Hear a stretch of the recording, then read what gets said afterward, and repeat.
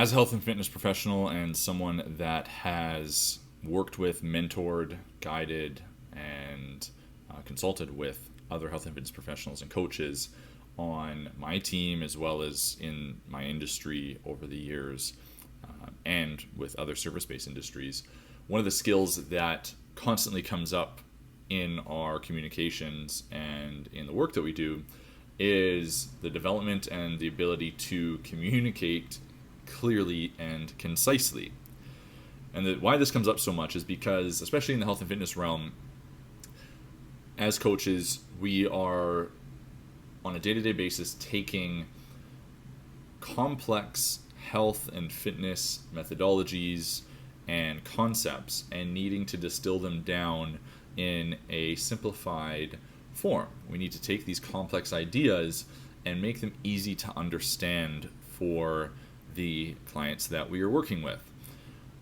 And so this is why this comes up, because coaches and service-based industries need to, or struggle with, I should say,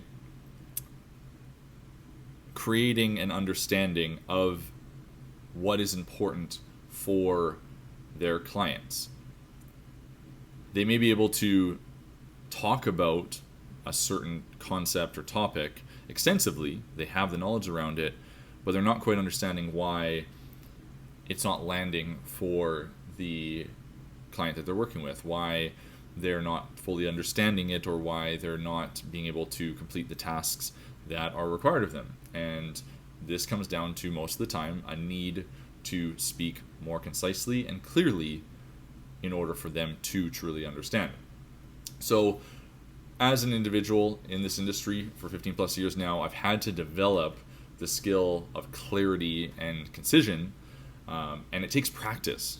It's taken a lot of practice, because when I first started off, I was excited about all this information. I was excited about what I knew, and I would just, word vomit it out there and just talk about it, because I loved it. To me, it was super cool information.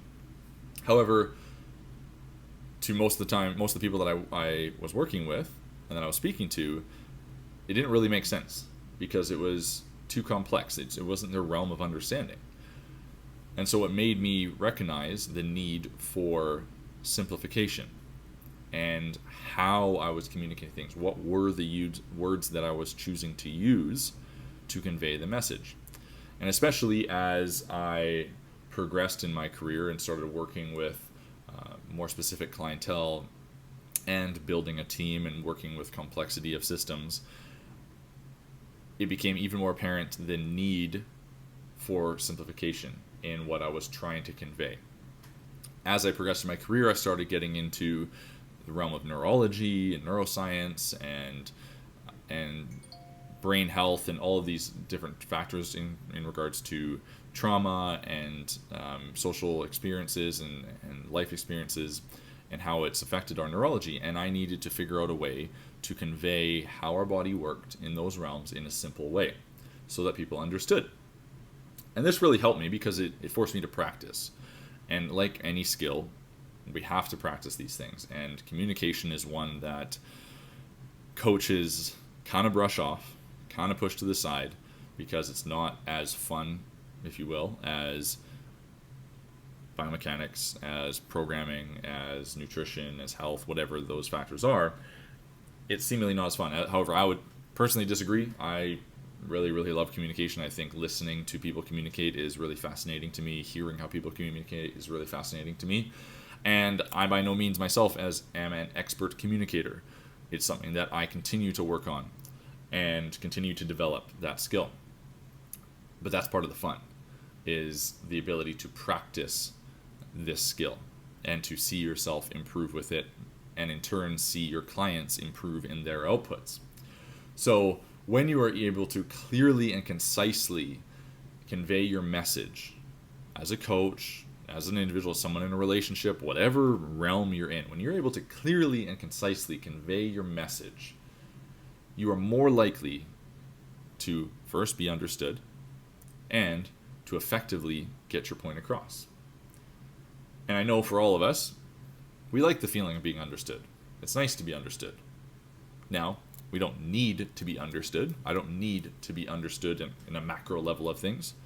But when we're trying to get a message across to the person we're working with to try to help them better, we want to be understood. We want to effectively get the point across. So there's a few things that we can work on, as always. There's always some tips, some strategies that we can work on. So let's get into those. So the first tip is one that, again, a lot of these things sound so obvious when we say them out loud. They sound so obvious. However, how often, I challenge you, how often do you actually double down on understanding this? So the first thing, know your audience. It sounds so obvious. You're like, well, the person in front of me, it's my client. It's Bob. Blah, blah, blah. But how well do you truly know your audience? There's a quote that I love, which is, speak to the listening. Sorry, I messed that up. Communicate to the listening you are speaking into. So we want to communicate to the individual and the listening that they have, and that takes knowing your audience. We need to understand who it is that you're communicating with, because this is going to help you tailor your message to their needs and level of understanding. If you aren't taking the time to really know your audience and to speak to the listening that they have, then you are going to be missing the mark on creating that necessary connection to get your point across. Because that individual is not going to understand what you were trying to tell them. Because it doesn't match their needs and their level of understanding. So know your audience. Really double down on who that person is. Think about the lifestyle they have. Think about the life experiences they've gone through. Think about their current home life, their current day-to-day activities. What do they go through? What are the environments that they are in? What does their job entail them to do? Someone that is of, a management role versus someone that is on a let's call it like a client-facing role, they're going to have different understandings, potentially. They're going to have different needs. And so how you communicate with each of them is going to be specific to that person. And that brings me to number 2, which is be specific. Be specific in how you are communicating. Avoid using vague words, abstract language, things that just fluff words, fillers, things that don't matter in what you were trying to say. A lot of times those will get thrown in just to sound smart and just to fill some gaps. You don't need it. Use concrete details, use specific details that, again, speak to the needs and the level of understanding, level of listening of that individual. And then use your voice. Use an active voice. This means that the subject of the sentence is doing the action. Using active voice makes your writing, your speaking, all of that more direct and easier to understand. And so using an active voice is like that individual is doing the thing. If you can utilize an active voice in that way and it can convey the message of them doing the thing, they're going to be able to paint a better picture in their mind of what is happening. But this is a skill that you have to work on. You have to think of how are you communicating, this person is doing blank. How are you communicating this? The subject of the sentence, the subject of the thing is doing the action. Use an active voice, making your speaking more direct and easier to understand for that individual. Of course, we need to keep it simple. This goes to specificity, like I talked about earlier, but also just simplicity. Using simple language, not using high technical words or terms that may be confusing. Keep it simple. And then we also really need to get to the point. We can go on and on and on about things. However, if we're not doing a good job of storytelling through that process of understanding for that individual, and we're kind of delaying getting to a certain point, we're going to lose them. So we need to get to the point. Focus on the key things that matter, the key things that you want to convey, and get to them as quickly as possible. This is similar to the notion of the actual physical goals that a lot of clients have in health and fitness, in that the shorter the gap you can create from start to first success, the greater buy-in you will have, the greater trust you will build, and the greater success that individual will have. So it's same thing with your communication. Get to the point. Make it as short as possible to get them to the understanding that you're hoping they have. Make it as short as possible for them to connect their needs to what it is that you are saying. Once you start to work on this, the last step in all of this is to practice.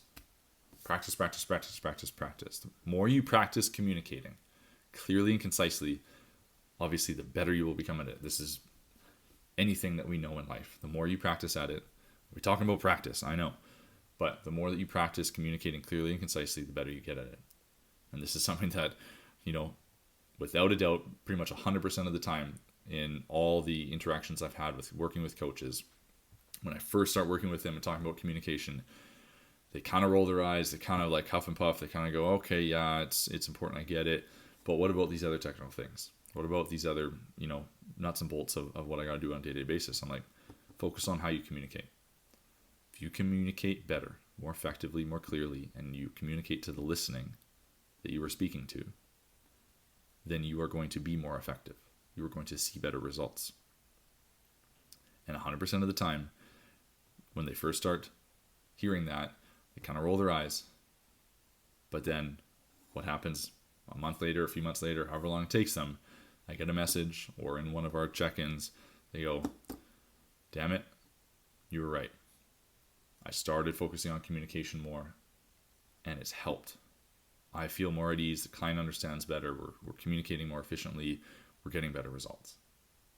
So you got to practice this thing. No matter if you're a health and fitness professional or not, communication, life is all about communication. How you do it verbally and non-verbally. So follow these tips. Improve on your ability to communicate effectively and more efficiently convey your message to the people that you are speaking to. This is not only going to help you build trust, it's going to help your credibility, it's going to help your interactions and the connections that you make with those that you serve. Level up.